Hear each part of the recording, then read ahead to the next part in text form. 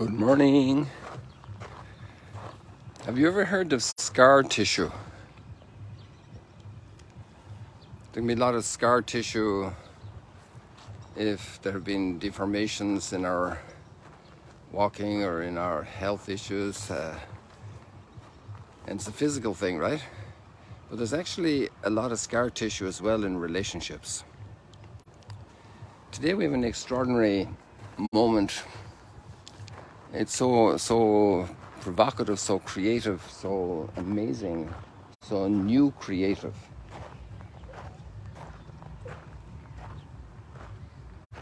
And you put it in the context of the whole history. It's amazing of how Joseph and his brothers are now together again. And how did his brothers get to Egypt? The Pharaoh's chariots came for them. Come on. And these guys are dying of hunger, and now they have this feast. Feast of recognition, feast of importance, feast of well-being. What a world. And we know yesterday and the day before, Joseph has been gifted with a heart of understanding through discovering God's providence in the negativity that he experienced in his life from his own siblings, their life threats, their jealous, their envies. Maybe he wasn't perfect along the way. Sometimes people with talent can be a burden for others. They can carry their talents and display their talents and show off their talents in such a way that the others are humbled, humiliated, or whatever. That's pride, that's vanity. That's also taking possession of talents as if they were mine and not something entrusted. A gift to serve others with. In any case, it can be a two-way street when it comes to relationships that are broken. But obviously there's no question about it that Joseph experienced incredible injustice. Being sold by his family, by his own siblings, sold on the market. How much are we offered? Yeah, it's a deal. Shake hands. You're great. Here's the money. Wonderful. We're happy. We're rid of our brother. And we made some money on him. Broken relationships. Dealing with hostility. Dealing with hatred. Dealing with the challenges of life, the rancor that can build up, the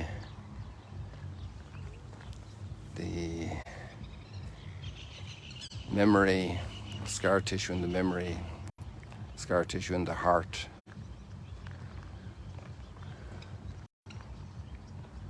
Scar tissue that can be a major health threat.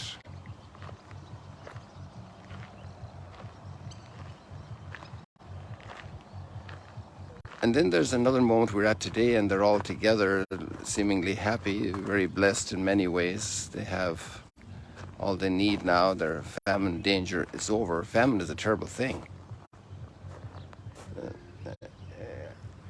I don't know about it by personal experience, but I do know about it by current reports and by history of our country.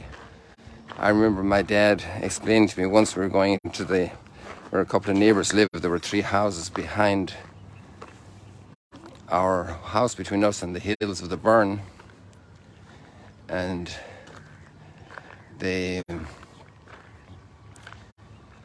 my dad told me there were 33 houses in the famine. Now, my dad was telling this to me in the early 60s. I was a young lad working in the fields with my dad. And there had been 33 houses, and now there were 3. And that was because of the potato famine. And the potato famine in the mid-40s of the 1800s, so 1840s. And there we are talking in 120 years later. And 120 years sounds like a lot of time, but you know, it was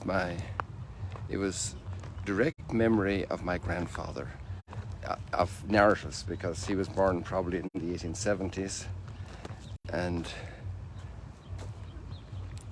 I was born in the 1950s, my dad 1917.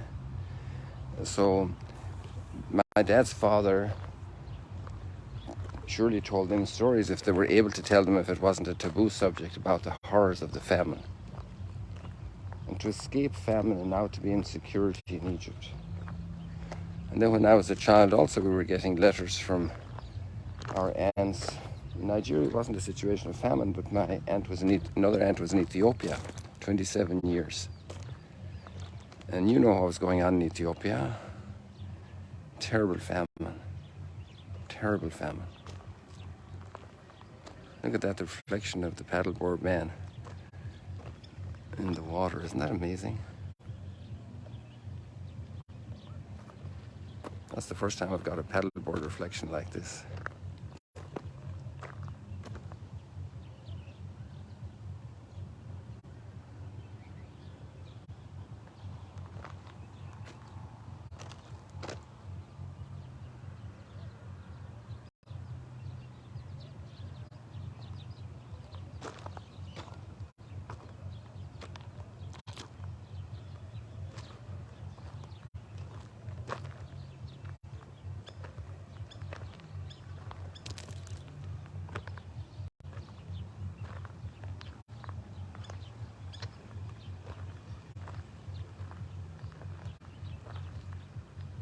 This way.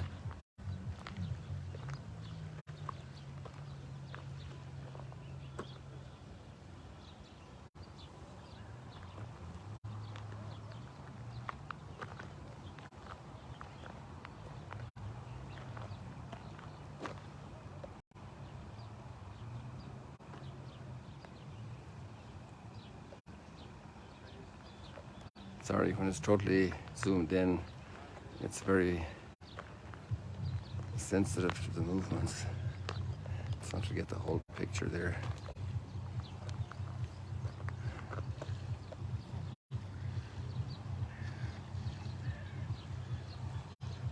There goes the paddleboard man into the sunrise.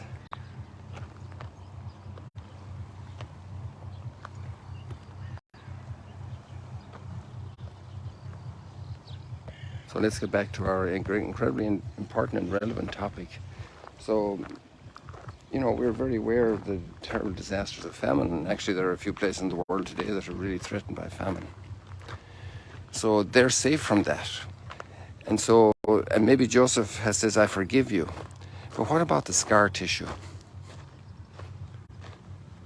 And there can be a miraculous cure of scar tissue, but it takes time. And one of the most beautiful things about that reading today is just let me get it out here for you again. Something happened here with my phone.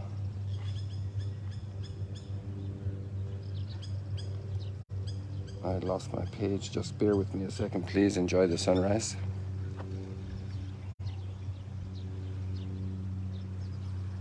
Okay, I have to reconnect.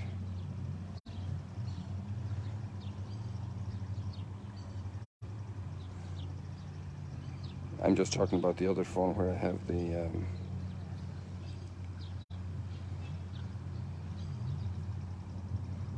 readings. I might have lost them now, unfortunately. But just let's see here. No, that doesn't do it. I want to get this reading, but basically the idea is, maybe somebody can post it there for us, is about Joseph and his father embracing and weeping for a long time.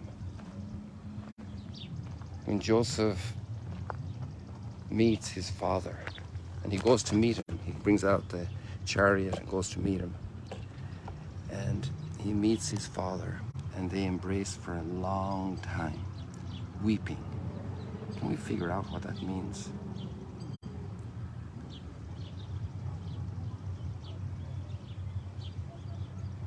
We get into their hearts, and then watching the brothers around them, the victims of their envy, on whom they inflicted so much suffering by their evil deed. So, okay, the brothers know they're not going to be persecuted. On the contrary, they're going to be treated with great royalty in Egypt. The Pharaoh will probably invite them to supper and tell them what a great administrator Joseph is.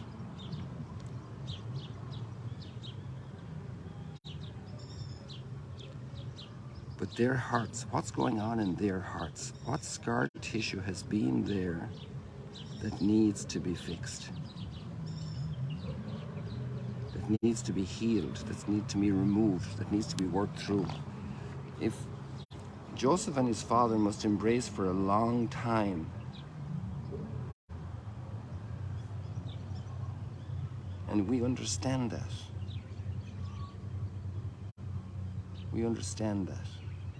They must embrace for a long time, and we understand that it must be weeping. We get it. But what about the brothers? Okay, they're forgiven. They're accepted. They're reintegrated. But that's a formality, and it's a very important formality. But the substance of their life has a lot of scar tissue. And it's not just when they look into Joseph's eyes, but when they look into their own heart.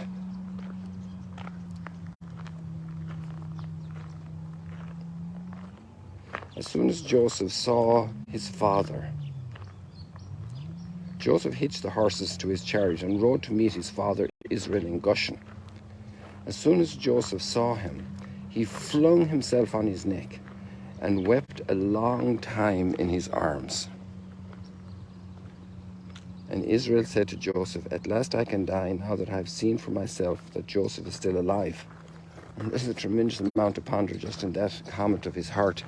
But it would be wonderful if they could live a long time together. But then death will surely knock on its door, on our doors at some point. But the brothers, what about the brothers? How are they dealing with this? How are they digesting this? A new sunrise in their lives. The evil they had done, in a certain sense, has been, now it has been corralled, it has been dealt with, it has been resolved. And this happens a lot in justice, in our justice system, you know. The judge hands down a sentence and hopefully it's just. But then after the sentence, sometimes you see reports in some horrible cases where people rejoice over the punishment of a person. But that's my brother and sister. That's Joseph and his siblings. That's the weeping father, the weeping parents. That must blossom again. That must bloom again. Those relationships must bloom again. But there's so much scar tissue. And who of us do not know this? Which of us are not familiar with scar tissue in our own hearts, in relationships? How long it takes to fix even a little bit of hurt that happened a couple of years ago that was never fixed, never articulated, never verbalized. Scar tissue, process, takes time.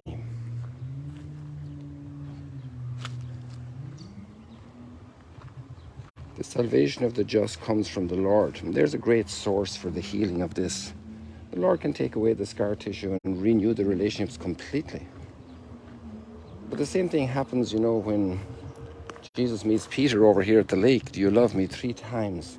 And he's working on Peter's scar tissue.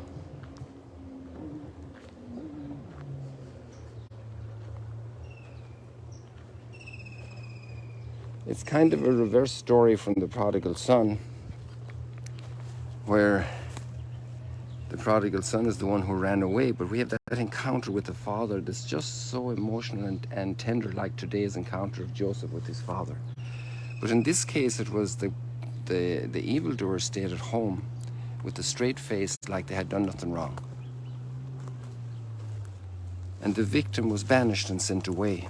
And that happens also. It can even happen in our justice system. It can happen in politics. can happen in business. There's scapegoats. And one day we're going to meet the person that was our scapegoat. And scar tissue has to be dealt with. Okay, there's forgiveness. But those brothers, as they look into the eyes of their father again and again, until the day he dies, and in that day must be a very tough day for them also, because they're saying goodbye to a father whom they have deeply wronged as children, as the son.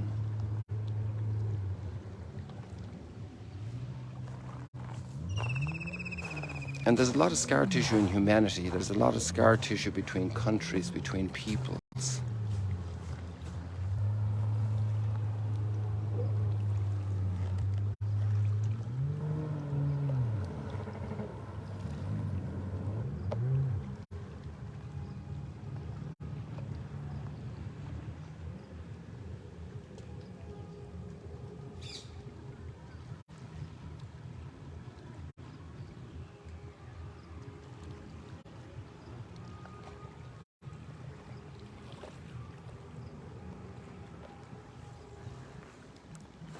And really every crime and every sin leaves scar tissue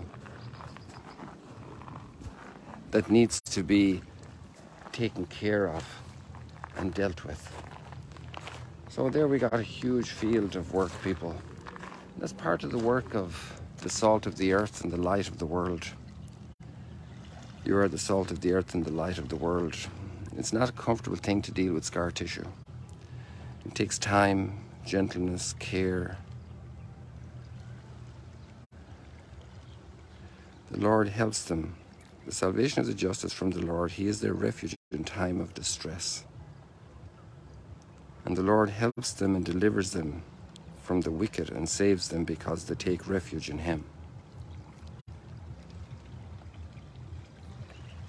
When the Spirit of truth comes, He will guide you to all truth and remind you of all that I told you. We have such resources to deal with all of this scar tissue, all of these fallen trees in our history, in our families. The Gospel speaks also about a lot of difficulty that the disciples will face as they go out into the world. Let's not be afraid. We can move forward and do all the necessary steps to renew our lives. That's promised to us.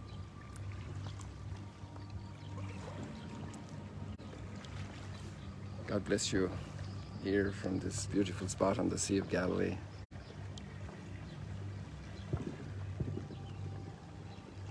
See you later, alligators.